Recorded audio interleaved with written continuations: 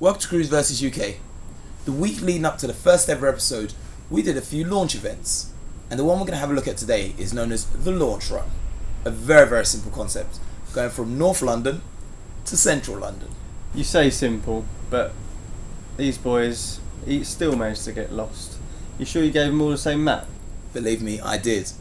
But the problem is, it was a little bit more complex than we thought it was going to be. No, not really. You go from one place to another, following a map. Really not that hard. I blame the sat-navs. Bad workman always blames his tools.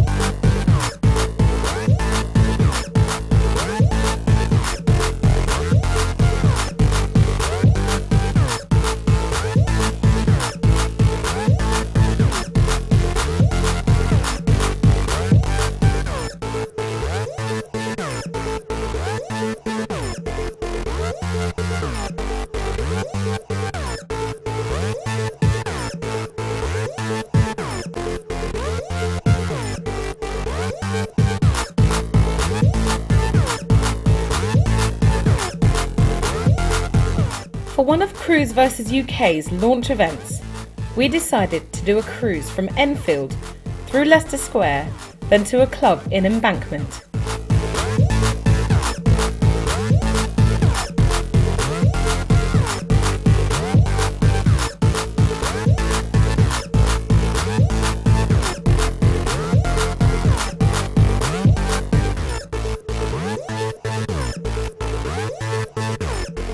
Now, doing a convoy through London with more than 4 cars is never an easy challenge, so we knew we were in for it.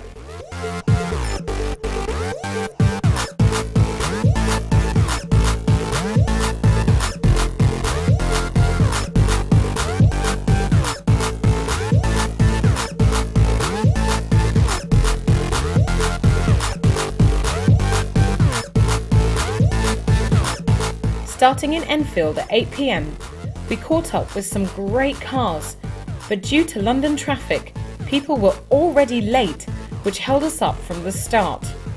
Big old surprise there.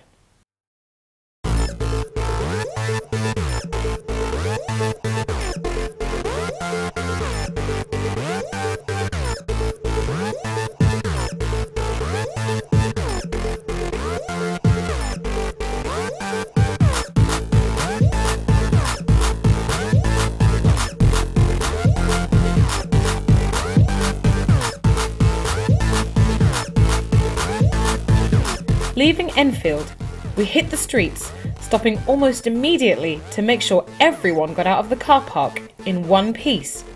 And then it was time for the fun to begin.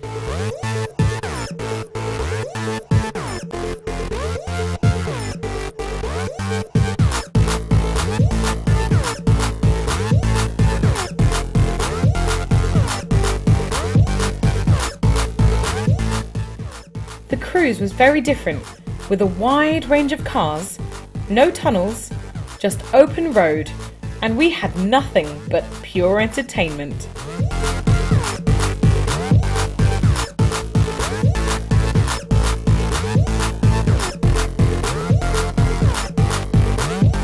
It looked good until we hit roadworks in Camden, letting what seemed like only 3 cars through at a time, which obviously screwed everything up.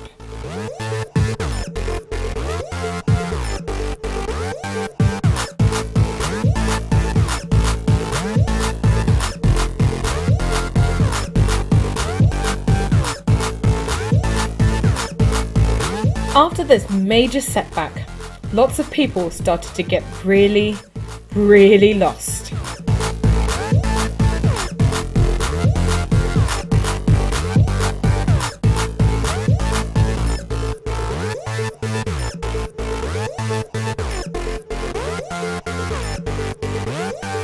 Taking into consideration we had to get to the club by 11, we couldn't wait to try and find each other, so we had to push on and put our trust in our sat-navs.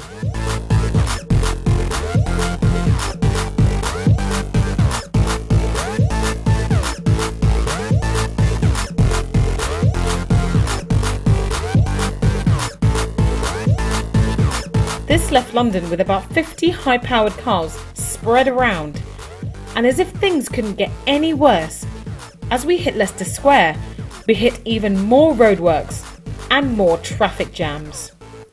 Great.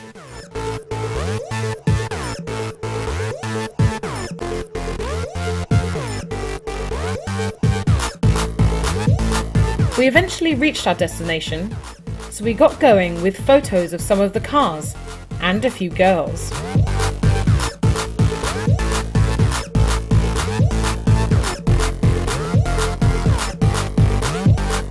After socialising and cracking jokes, it was time to hit the club and dance the night away.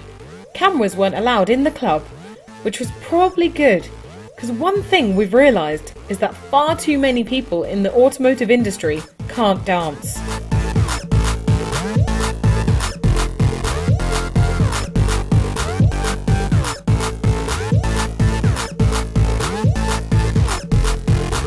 There were definitely a few things learned from all this. One of them is to never trust a convoy that AJ's involved in. It's probably best to stick to what you're good at, mate.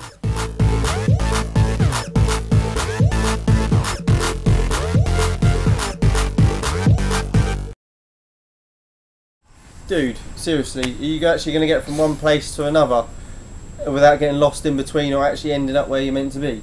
Dude, I'm trying. Let's hope, eh? Moving on, Professor D short shifting his way into some gearbox tuition for you. So make sure you listen, sit up straight, otherwise he's going to get the ruler. Yeah, and it's a metal one, not a plastic one, so beware.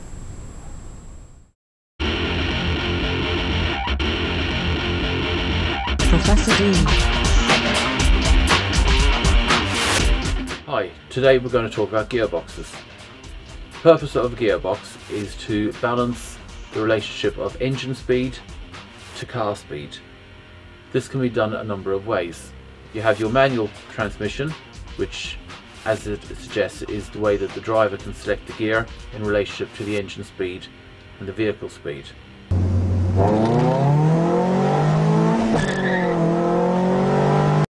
As the title suggests, on an automatic gearbox, it does this itself normally electronically by working out the combination of engine speed to road speed.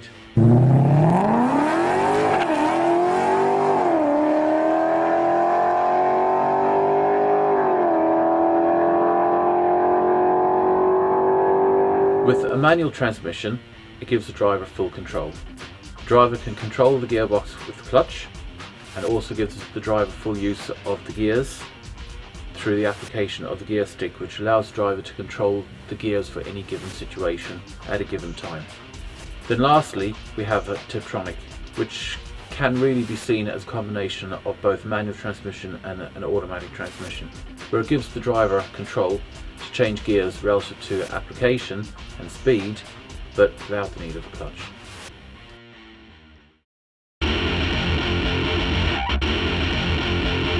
Professor D.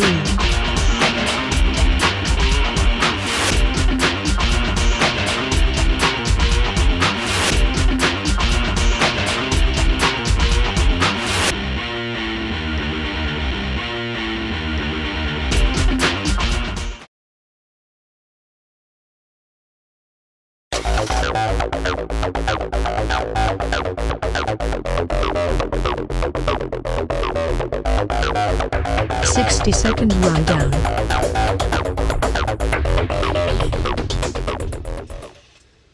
Yo, you're chilling with your man PJ. Today I'm going to show you my whip. This is how we do it. The Audi S5 3-litre supercharged. Whip open the engine. Engine's been remapped to 400 bhp. As you can see there. Now I'm going to just take you and show you the custom made alloy wheels. So we do it 20 inches with a custom chrome up in there, white, with the chrome detailing and stuff, 20 inches, low profile tyres, you get me? Ibis white, blinging at night time. We come around to the interior, all exclusive things. Red steering wheel, custom made, custom built. I told Audi how it should be done, you get me? Red, black and red levers. Come around to the back. 4 exhaust pipes in there, so you know it's the real deal. S5. To upload your video and for the chance for you and your car to appear on the show, or if you just want to vote for someone, go to www.crewsverses.com/60second. That's www.crewsverses.com/60second. I'm really liking these 60-second rundowns. Yeah. Quite cool. Yeah, indeed. Well, guys, we're going to go back to Professor D. So whether you like 5th gear or top gear, doesn't matter. He's going to take you through all the gears. Yeah. No misshifting on this show.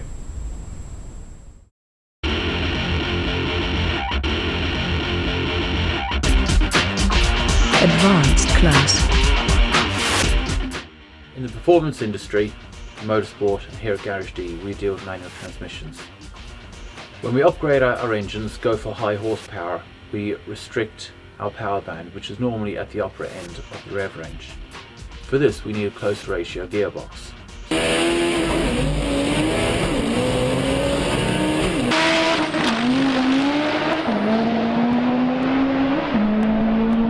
So that when we reach the maximum of our rev range in each gear, that when we select the next gear, we always fall within the shorter power band of the engine. To complement your choice of ratio within a manual transmission, you also need to shift gears quickly, because when you're shifting gears, you're not going forward, you're losing time, and in motorsport, milliseconds is the difference between winning or losing. Hence the advantages of a sequential gearbox, and even when it comes to flat shifting, because you can select gear after gear after gear, which is an acceleration.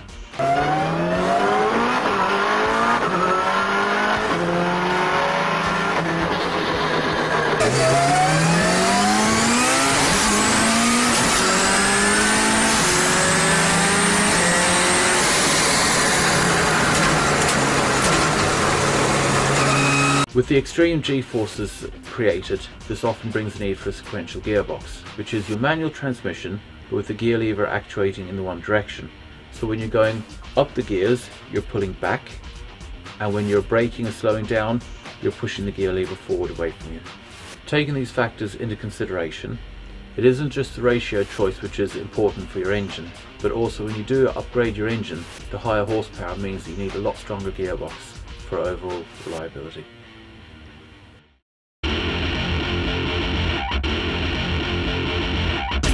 Professor D.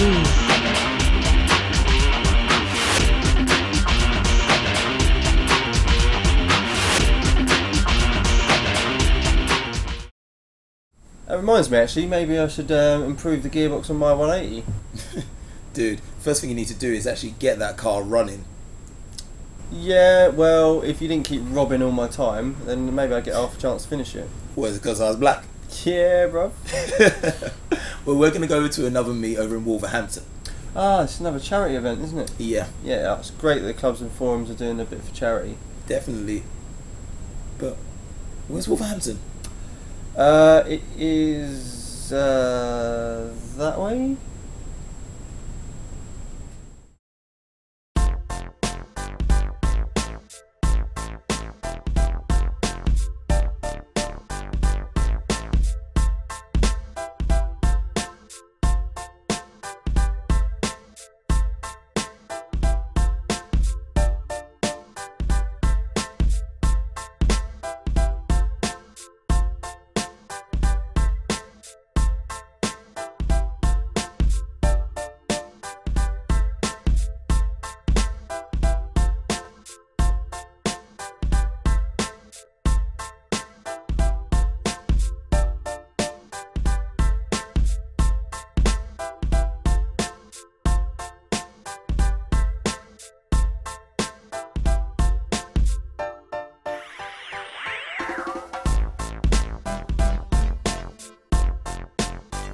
Driving to the Modified Car Enthusiast Meet in Wolverhampton, which is near Birmingham by the way lads, we experienced typical English weather.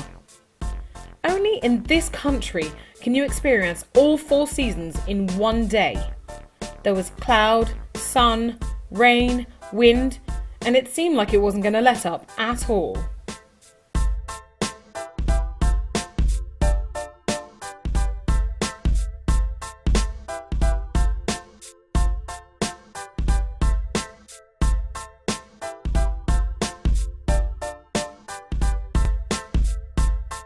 The meet was a charity event organised by one of the guys from our media team.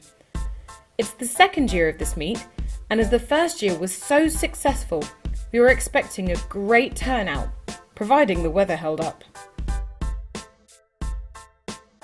But happily, the rain subsided and the cars were piling in. My name's Becky, I'm from High Octane Babes, from Facebook you can find us. I promote car shows, car forums around the country.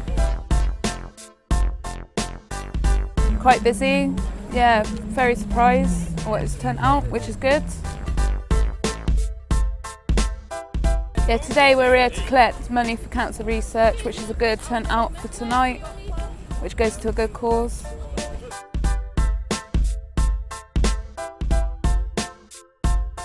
There was a very important burger van keeping us well fed, a neon lit ice cream van keeping us sweet, and trade stands giving us more products to buy.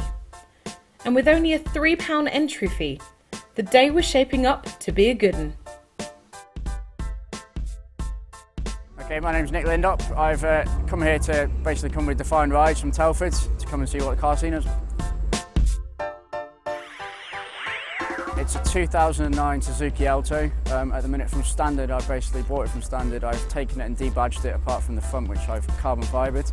I've carbon fibered my A-pillars or my radio surround. I've replaced my radio with a drop-down touchscreen DVD player. I've put obviously car seats in it and made it nice and clean. This is my first car. I only passed my test last year. It's bigger than what it was last year. I come up here last year and it's bigger than it was last year. There's a lot more nicer cars around. Puts my car to shame really, but it's all good fun. There were even a prize raffle ready to be won. Not that I ever get a chance to win anything. We had some pretty cool cars around to look at too, like some sleek looking Volkses and Subarus, a crazy looking Vauxhall Tigra, and an even crazier looking Ford Transit van. To add another dimension to this meet, a drift car was unleashed for viewers to enjoy.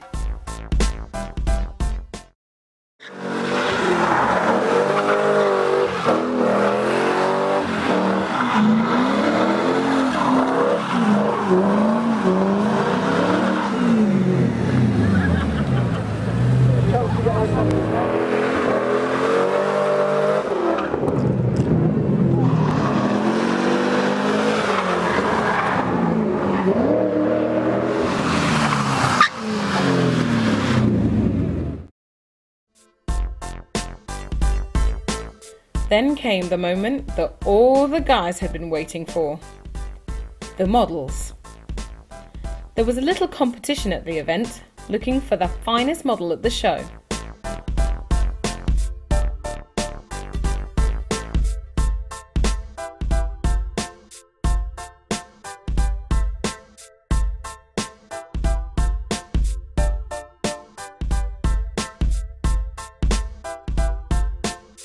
Now, us ladies can be bitchy at the best of times, so when you get models from different agencies in a competition like this, the cat claws are bound to come out.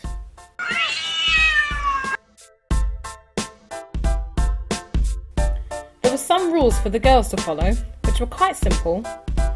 They had a choice of 2 cars to have their photos taken on, and only 3 poses to do. The criteria for judging were looks, appearance, which includes the outfit, and poses.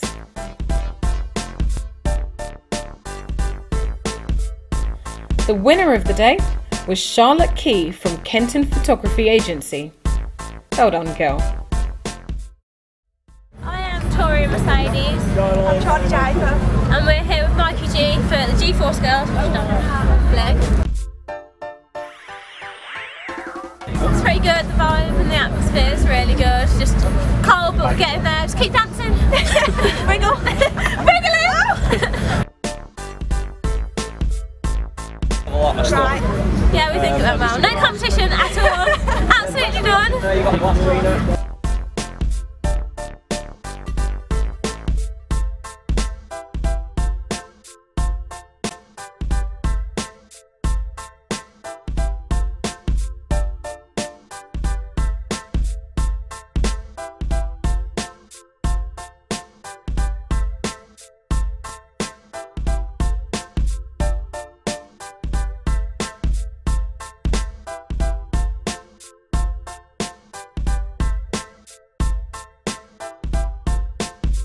Now this meet showed a great way to raise money for charity.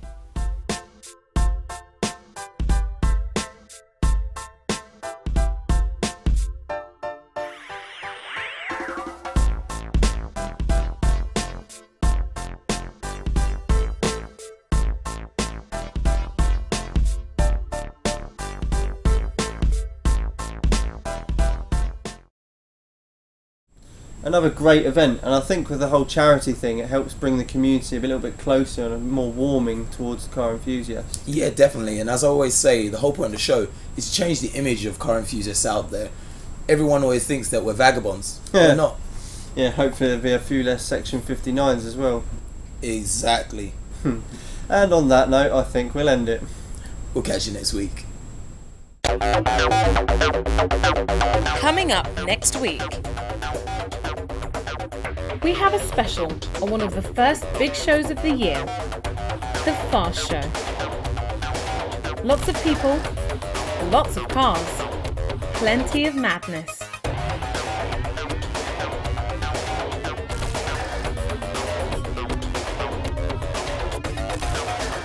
And Wolf draws up some custom paint advice. See you next time.